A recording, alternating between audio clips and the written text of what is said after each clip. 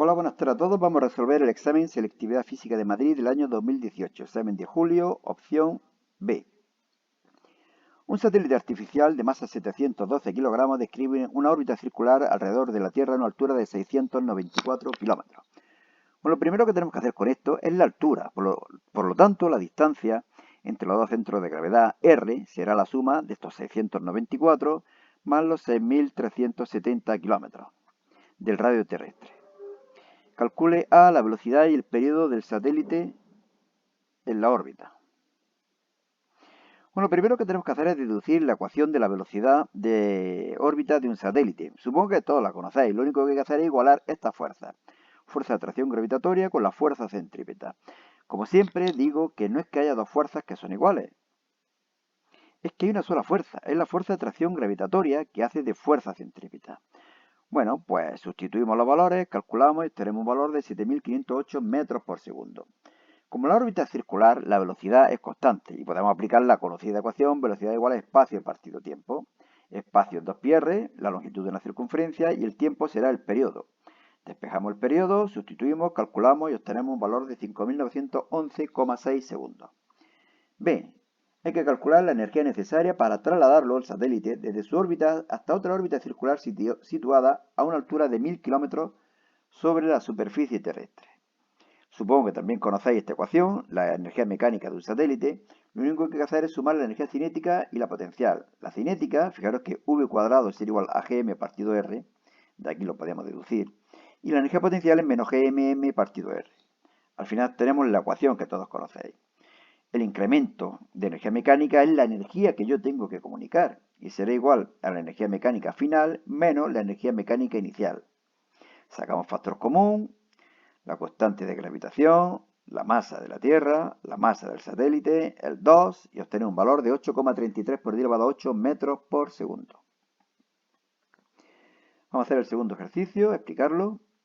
Una onda armónica transversal de periodo t igual a 4 segundos, si sabemos t, podemos saber f y podemos saber omega, se propaga en el sentido positivo del eje x, es decir, que este signo es negativo, por una cuerda de gran longitud. En el instante t igual a 0, la expresión matemática que proporciona la elongación de cualquier punto de la cuerda es igual a 0,2 seno, aquí tendría que venir ahora omega t, pero evidentemente no está porque t vale 0, menos kx, y por lo tanto k vale 4pi, más phi sub 0, y por lo tanto phi sub 0, la fase inicial, vale pi tercios, donde x y y están expresadas en metros. Determine a la amplitud, frecuencia, longitud de onda y velocidad. Bueno, de aquí deducimos la amplitud, 0,2 metros, k vale 4pi y por lo tanto lambda vale 0,5 metros. La frecuencia hemos dicho que es el inverso al periodo, vale 0,25 hercios, y la velocidad de propagación lambda por f, 0,125 metros por segundo. Esta es la ecuación general de una onda armónica. Omega será igual a 2pi por f, pi medio, y ya lo conocemos todo, y podemos por lo tanto decir la ecuación general de la onda.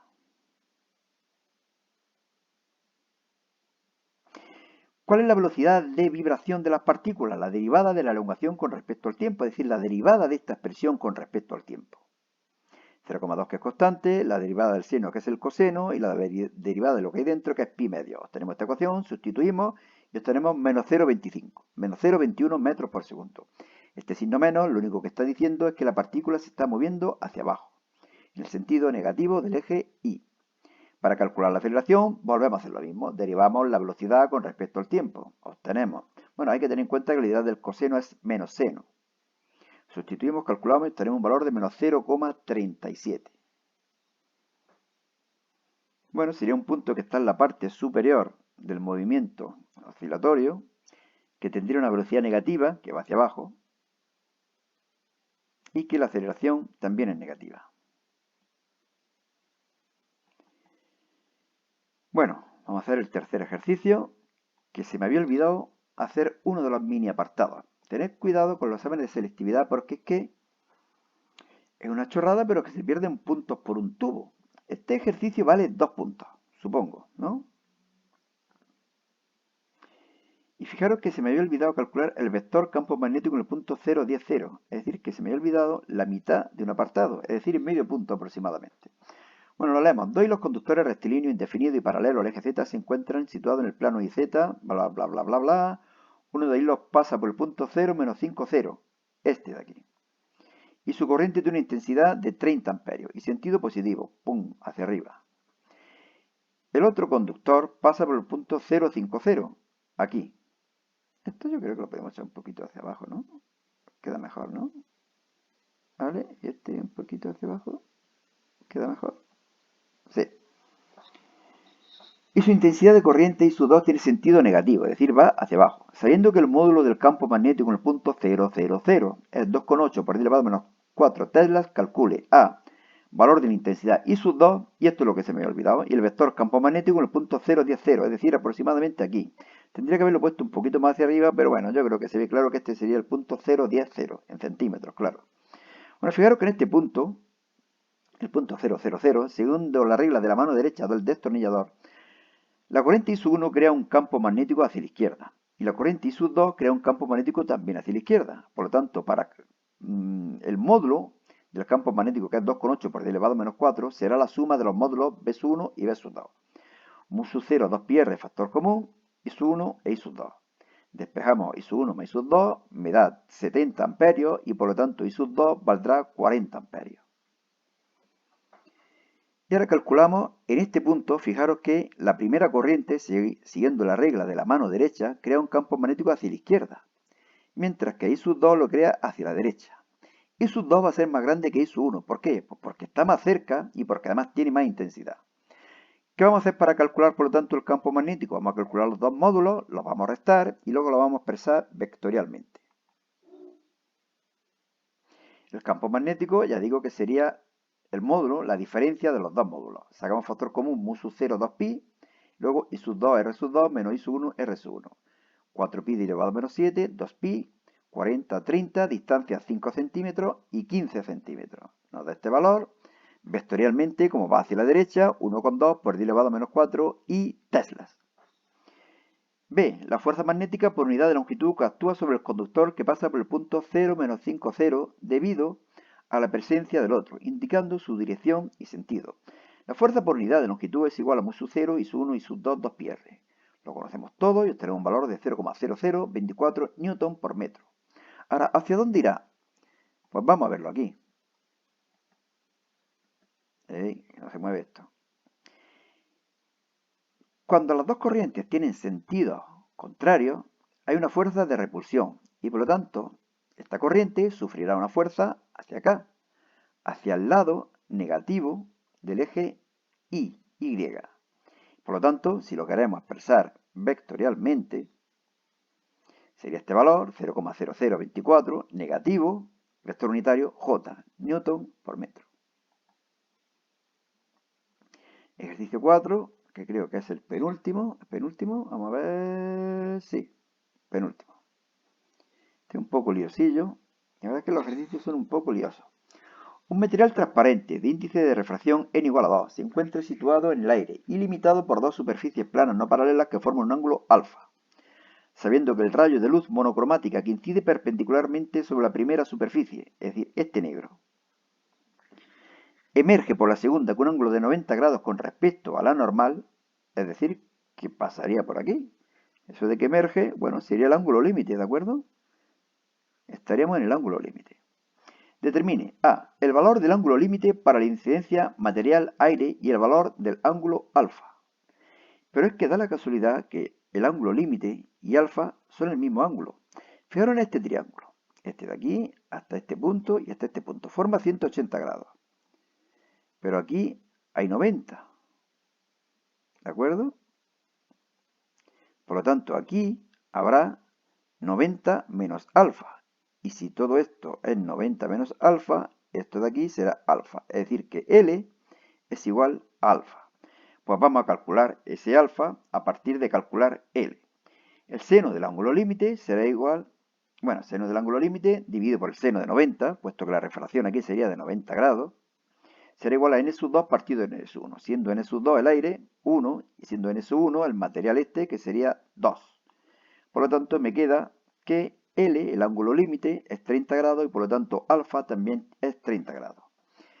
Y B, hay que calcular el ángulo de incidencia de un rayo, que estoy dibujando en rojo. en la primera superficie para que el ángulo de emergencia por la segunda sea igual que él. Para que ocurra eso, para que este ángulo sea igual que este, el rayo tiene que viajar paralelo a la base del triángulo en el interior del material. ¿Y qué deducimos? Que este ángulo de aquí será de 15 grados. Fijaros que este ángulo es 90, este es 75 y este de aquí será 15. ¿Por qué 75? Pues porque estos 30 hemos deducido antes. 180 menos 30 son 150, entre 2 a 75. Y aplicamos de nuevo la ley de Snell. Y despejamos I. Y me da un valor de 31,7.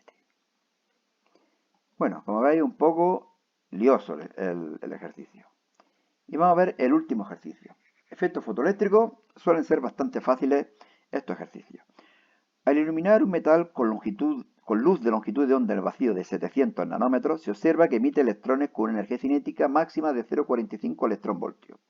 Fijaros que me están dando la energía de los fotones y la energía cinética máxima, por lo tanto vamos a poder calcular el trabajo de extracción. Lo calculamos y ahora seguimos leyendo. La energía del fotón, que es igual a h por c partido lambda, es igual al trabajo de extracción más energía cinética máxima. Despejamos el trabajo de extracción, sustituimos, calculamos y obtenemos un valor de 2,12 por 10 elevado a menos 19. Tener en cuenta una cosilla. Sí, aquí. Que la energía cinética nos la daba en electronvoltios, 0,45, y hay que pasarla a julio multiplicando por la carga en valor absoluto del electrón. Se cambia la longitud de onda de la luz incidente y se mide de nuevo la energía cinética máxima, obteniéndose un valor de 1,49 electronvoltios. Calcular A, la frecuencia de la luz utilizada. Volvemos a aplicar la ecuación de Einstein. Despejamos F. Y ahora ya sustituimos porque lo conocemos todo. Ya hemos calculado el trabajo de extracción. Pasamos el 1,49 electronvoltios a julio y obtenemos el valor de la frecuencia. 6,79 por 10 elevado a 14, que tiene que ser mayor que la frecuencia umbral, claro. B. ¿A partir de qué frecuencia no se observará el efecto fotoeléctrico en el metal? Nos piden la frecuencia umbral y por lo tanto va a ser más pequeño que esto de aquí. El trabajo de extracción es igual a h por la frecuencia umbral. Despejamos la frecuencia umbral y obtenemos un valor de 3,20 por 10 elevado a 14. Fijaros que es más chico que esto de aquí. En física es muy importante pensar los resultados que tienen que dar. No es que yo supiera que da 3,20 por 10 elevado a 14, pero sí sabía que iba a ser más pequeño de 6,79 por 10 elevado a 14. Y listo, papeles. Están hechos todos los exámenes del año 2018. Y bueno, próximamente haremos los de 2021 o los de 2017. Bueno, pues ya veremos. Hasta luego, Lucas. Y solamente recomendaros que en este blog, selectividadjosecuenca.blogspot.com, podéis ver en formato PDF todos los exámenes que estamos colgando en el canal. Hasta luego, Lucas, y cuidado con el bicho.